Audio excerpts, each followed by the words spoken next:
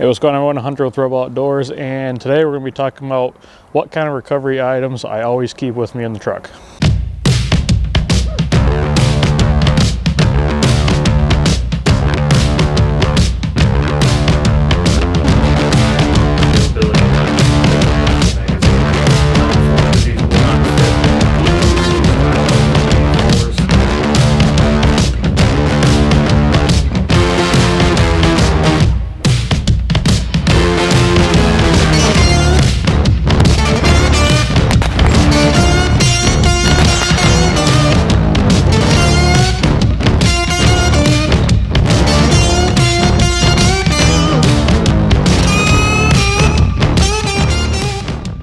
I do have my topper back on the truck, and I did do a whole little video of what is all inside this topper as well as the topper themselves. I will go ahead and put those cards up here, but basically this side of the topper is my tools slash recovery gear. We're going to start here at the front of the truck, and as you can see, the number one recovery item I have is a winch. Now, you should have a winch that is like whatever your gross vehicle weight is, like 1.5 times that is the size winch you should have. This is a 12,000 pound winch. I know friends of mine that have 2500s with a 12,000 pound. It's what the Power Wagons come with. Granted, this isn't a Power Wagon, has a Cummins in it, so it's a little bit heavier, but at this truck's heaviest, this winch has pulled me out of at a steeper grade while in some super sloppy mud. So it has done its fair share of pulling. And this is a Harbor Freight XRZ 12,000 pound. Originally it's a steel cable, but as soon as I got it, I took the steel cable off. I got their synthetic line, and that's, you can see here, have like this little, it's not quite, I would like to replace this with a flat link, but you can use like soft shackles with this, and I'll kind of explain that a little bit later on why I don't have like just a clip or something. But yeah, synthetic is definitely the way to go if you have a winch. While I'm down here, I kind of talk about having good recovery points. So kind of a little bonus item here, but I have a total of 4 recovery points on the truck, 2 in the front, 2 in the back.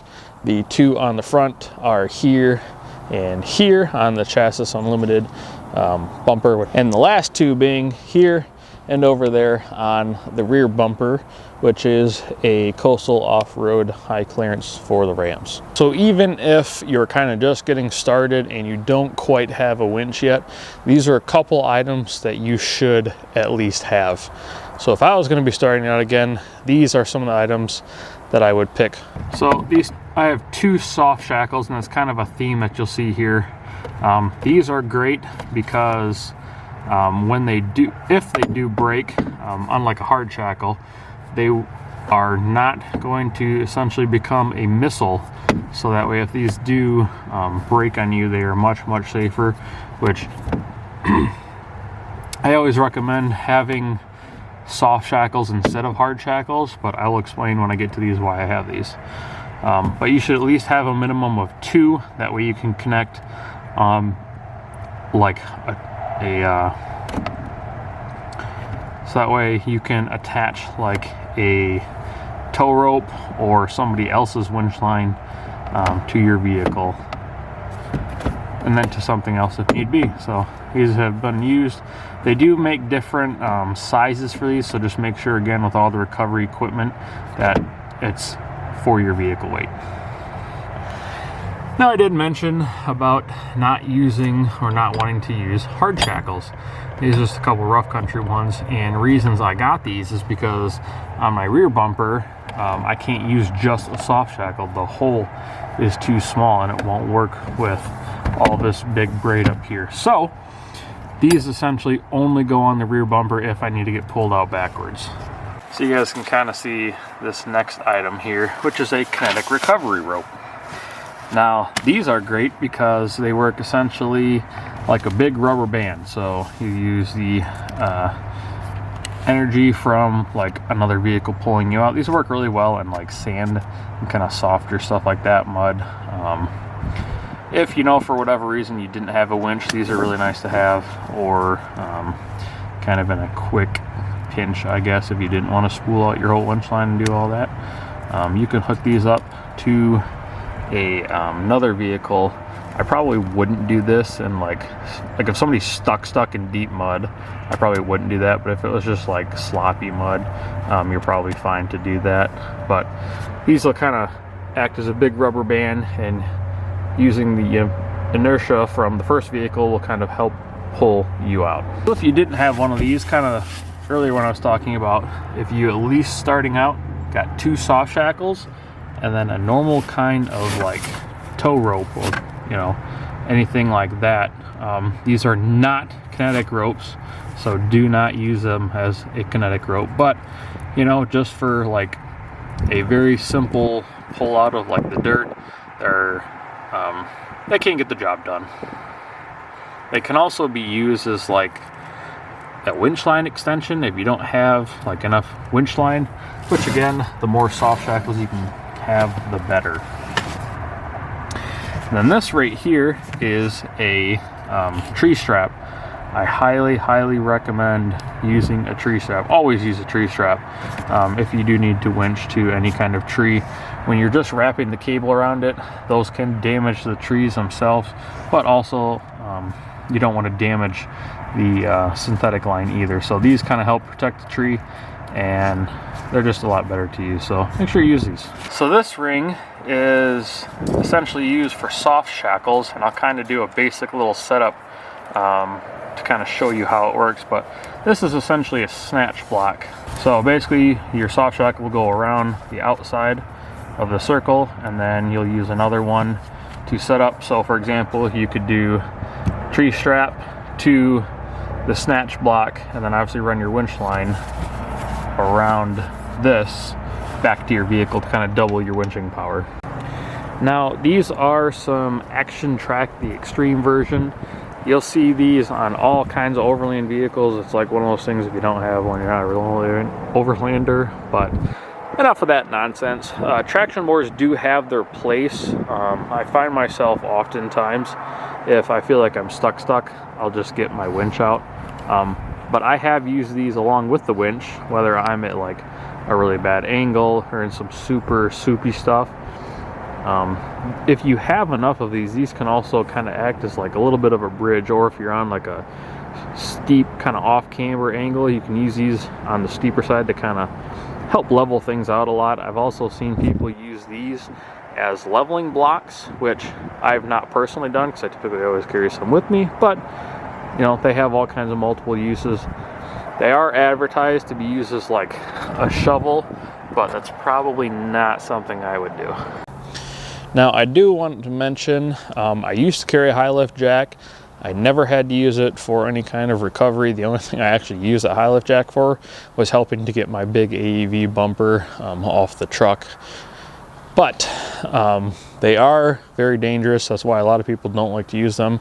Also, if you don't have rock sliders, which I currently do not, really the only places I could use one on this truck are in the front bumper and the rear bumper.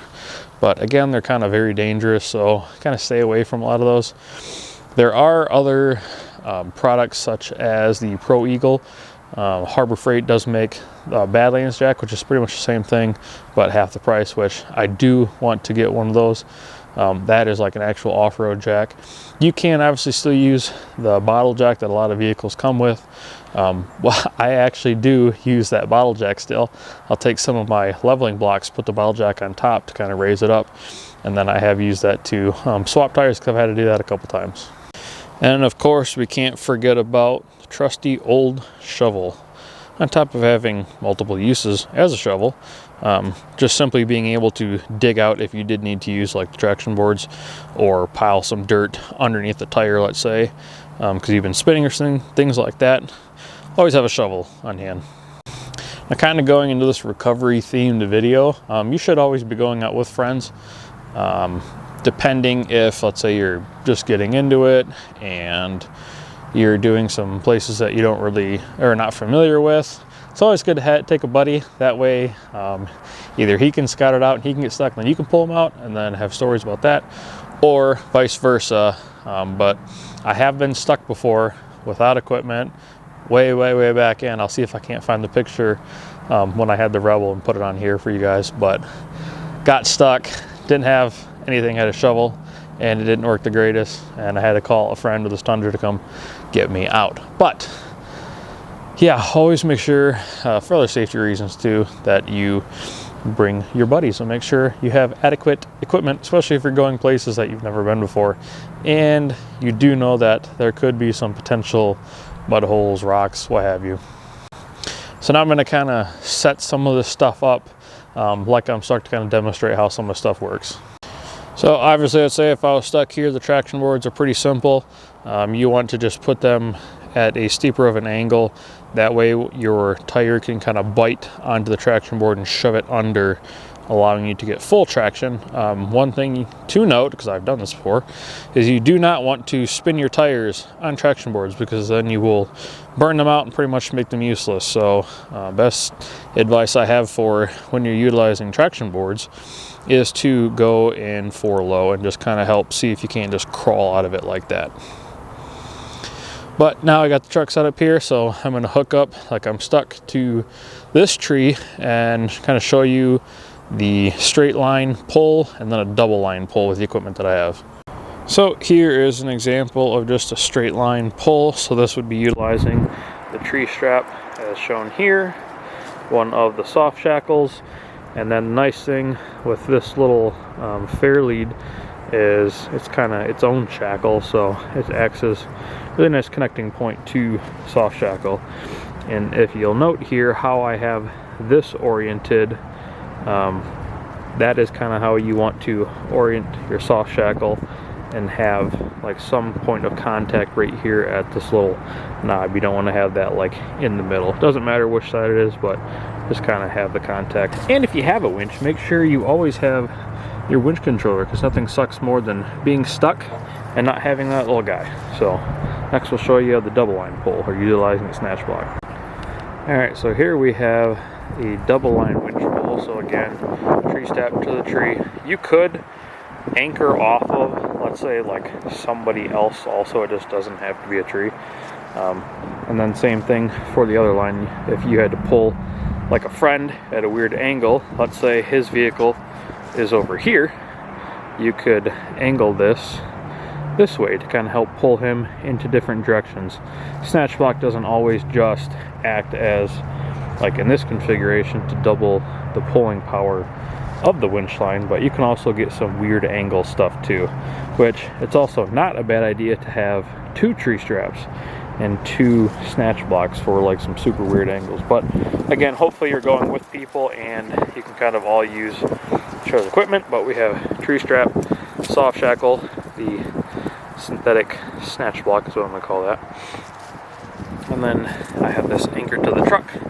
So you can see again the hard shackle here on the body, and then another soft shackle to the, I guess, the fair lead line. So again, soft or hard shackles, kind of dangerous, because if those do break, those can become projectiles and do a lot of damage. So when you are winching, just make sure that people are standing clear out of the way. Another thing to note too, for safety reasons, they make bags that you can put over the winch line to kind of help. Basically what that does is if the winch line does break, it'll kind of force the winch line to go down instead of out in any kind of crazy direction. So it's another safety feature. Typically when I'm winching, I'll just throw like some kind of heavier object like a bag over top, just kind of help with that. But that's kind of a basic little configuration.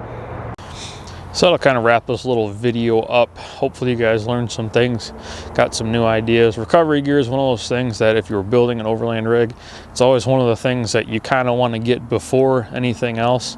So that way if you do plan to do some wheeling, you are prepared for when you get stuck, because inevitably it will happen. No matter the build, you're going to get stuck at some point. So having the necessary equipment is always good in any case, but hopefully you can have sufficient things so when you do get stuck, you are prepared and can get out of that no problem and make some great memories, because usually when people get stuck, it's always fun memories. So If you like this video, go ahead, hit the thumbs up, get subscribed if you haven't. The majority of people that watch the video are not subscribed. Also, kind of a newer thing, we have a Patreon now. So if you want to get some behind the scene content, some special content, trips, doing video calls, things like that, go ahead, check out the Patreon if you guys are interested and want to help support the channel more. With that, guys, we'll catch you in the next one.